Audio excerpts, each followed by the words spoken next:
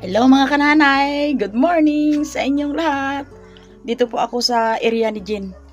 Nag-observe ako sa kanya na siya ay gumagawa ng hotcake. Ito po mga kananay yung ginawa na niyang hotcake. Tuloy pa ang gawa niya. Ayan. Yun. Yun po ay ang aming gawin ngayon ay hotcake at saka puto. Yun. Kaya ngayon mga kananay, kaya wala pa ako dito kanina ay naglaba ako ng aking sangkaterba na nalabahan dahil ilang araw akong hindi nakalaba ng gawa ng itong na-injured nga ang paa ko at ang ano ko balikat.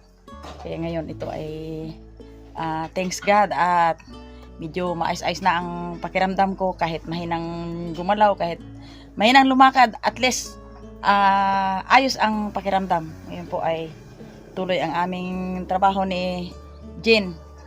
Samantalang ako naglabas, siya naman po ay nagluto ng kanyang hanap buhay. Kahit kaunting hanap buhay, sa bandang huli yan, lalaki yan. Hindi lang manawa. Ayan. Na po mga kananay yung ginawang puto ni Jean. Yan, ang gaganda. Yung iba ay bininta ko na. Yung iba po mga kananay ay bininta na niya. Hindi ko na po na-videohan mga kananay dahil mainit. At saka mahina ako maglakad. Ay si Jean po ay kung saan-saan nakarating. Ang ano niya ngayon tininda ay ang puto at ang hotcake. Kaya karating lang ni Jean. Kaya ngayon po ay itong iba, talagang pag magluto talaga si Jean ay nagapatira talaga yung aming kakainin. Ayan. Ngayon po ay kain muna kami. Habang po mga kananay ang aming masayang pamuhay dito sa probinsya. At least nakakain na kami kung anong gusto naming lutuin. Bago po ako magpasalamatan ko po itong niluto naming puto ni Jean ay salamat po pala sa regalo nitong mga hanap buhay ni Jean sa amin. Salamat po ma'am sa iyo. Maraming salamat. Malaking bagay at napakalaki para sa akin ang iyong naitulong.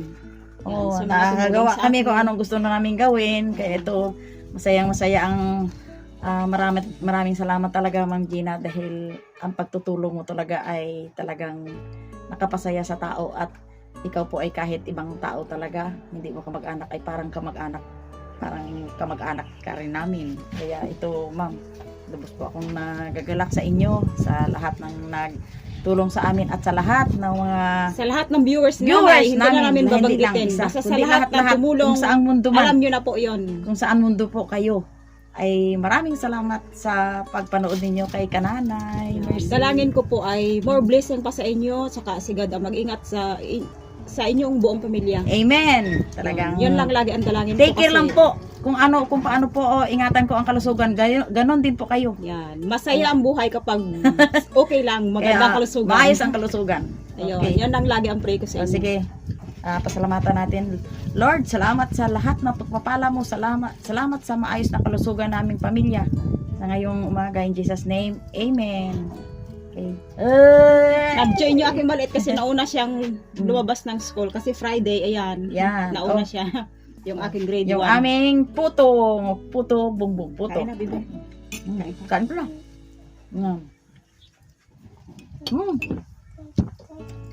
Talagang napakasarap talaga ang Dito ka ba dito?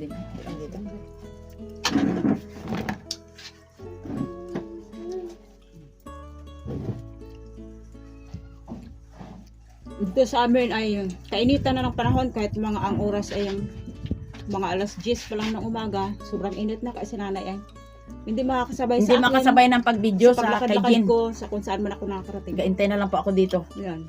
Kasi sobrang init. Init talaga. Hindi ako Kaya ito lang po ang aming mai-share sa inyo na luto ni Jean, puto. Yung hotcake kanina pa naubos.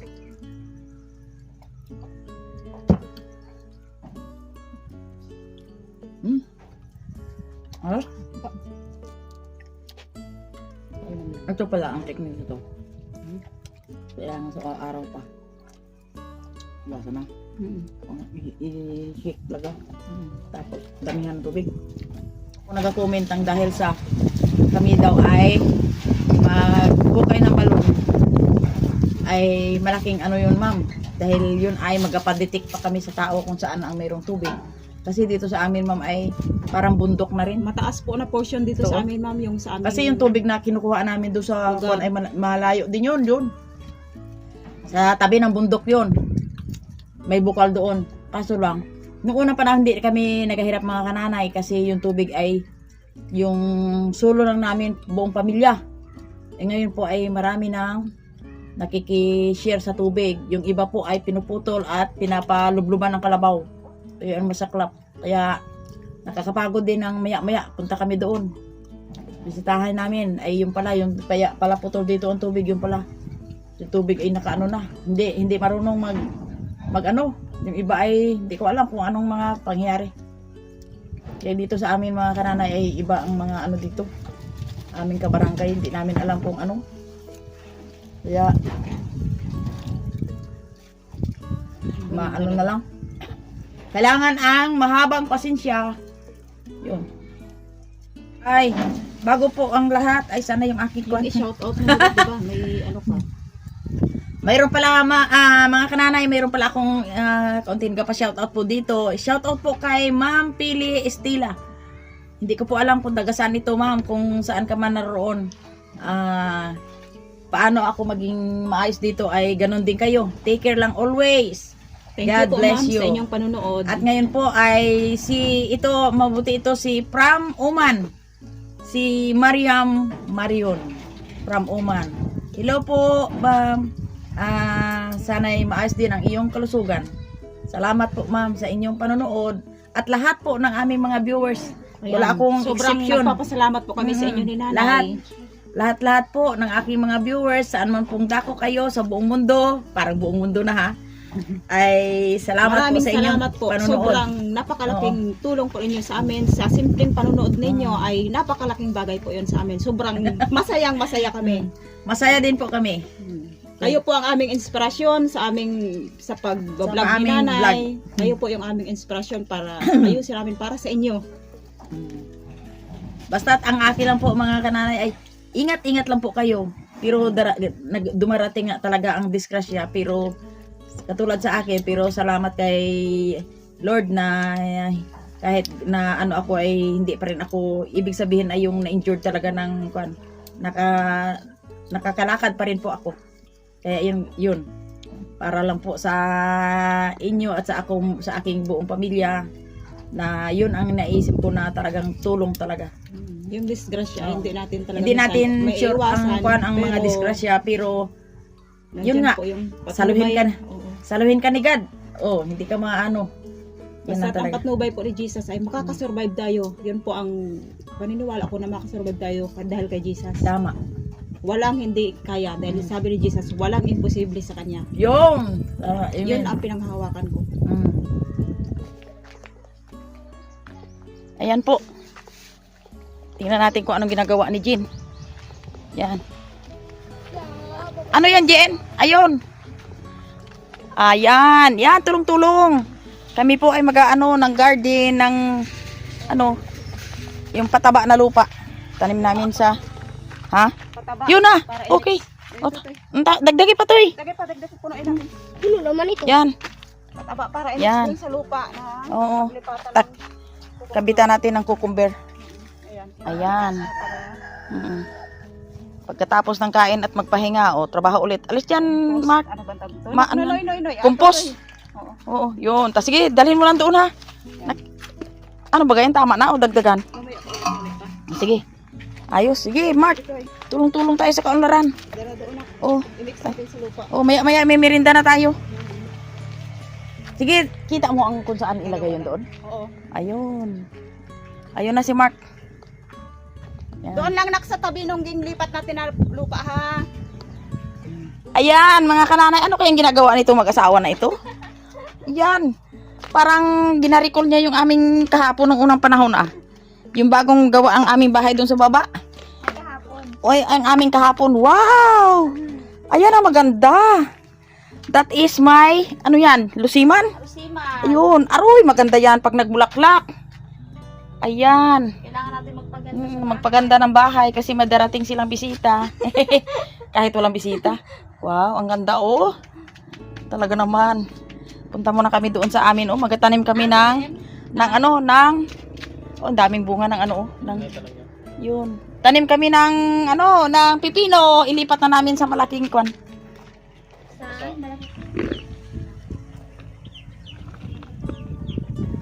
Ayan, kumukuha ako ng lupa na medyo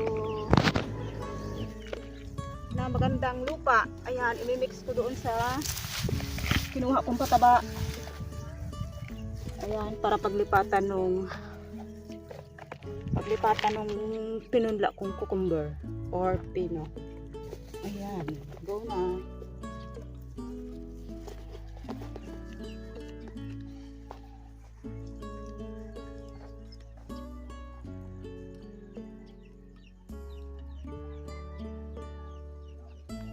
Ayan, nagmix ako ng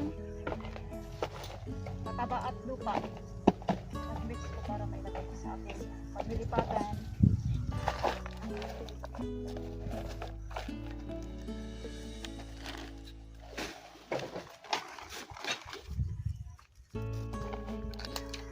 Dito lang dito.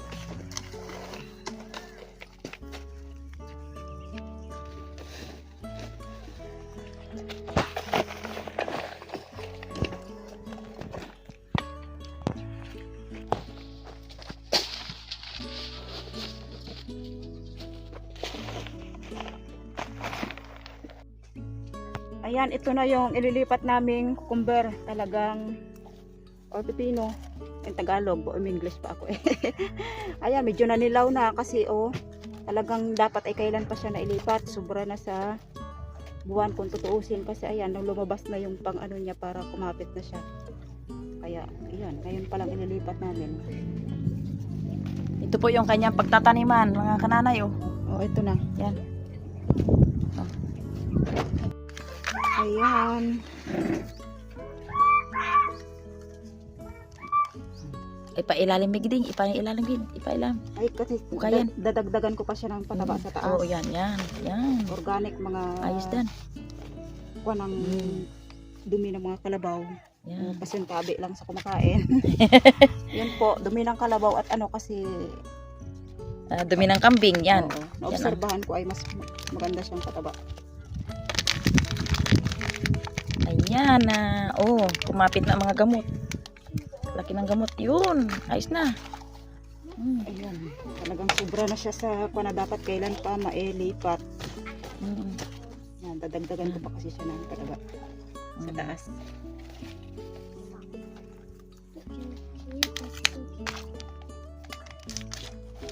Yan.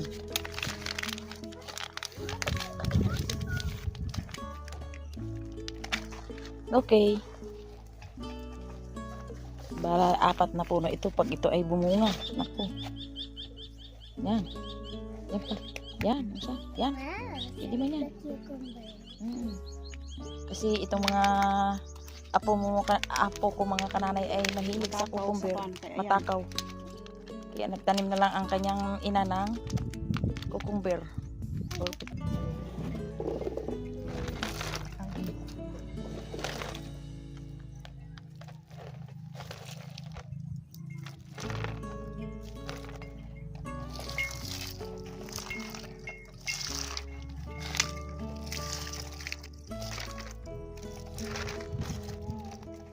Ito po mga kananay ay pagkatapos ng tanim namin sa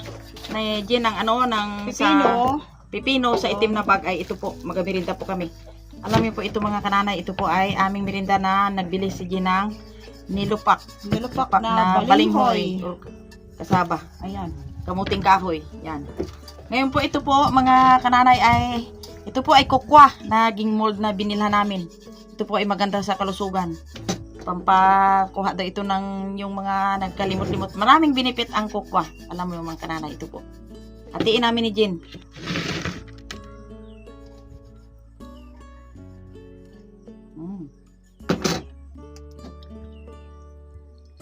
Ayan.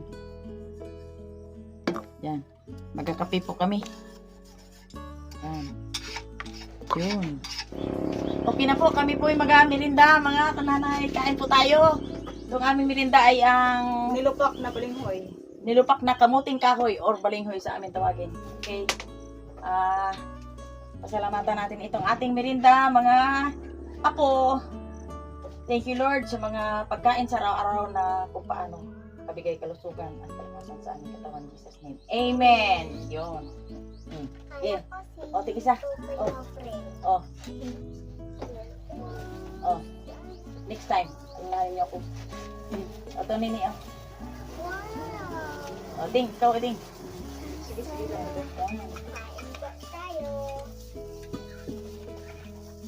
Ang pampares po ng aming yung aming nilupak na balinghoy ay itong kukwa. Kukwa po. Ano ba itong kukwa? Kukwa. Yari sa ano? Sa kakao. Ang kukwa na ito mga kananay ay yari sa kakao. Kakao. Mold nila. I-mold nila. Yung parang product na nila ito. Ayan, kain po tayo. Huwag mo ilagay dyan bunso sa ano.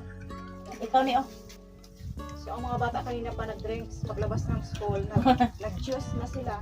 Ay, ayan, nauna na yung Yung ano, pampantulak na una na mga kananay. tinulak, ayan. So, kami na lang ni Mother ang drink hot cocoa. Oh, sarap. Datingin din sa akin si Indy. Ikaw, totoo nakakain ka nito? Hindi pa? Kawawa naman eh. Oo, kain ka. Okay. Dali lang.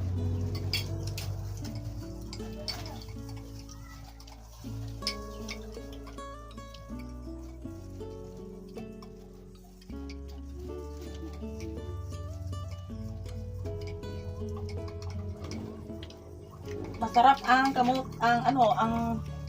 mahirap ito mga kananay alutuin. Hindi namin kaya ito dahil ito ay mahirap bayuhin. Ingat. That plastic. Kaaluan lang naman ang magawa nito, kaya lang ay talaga. Napersa. No time pa.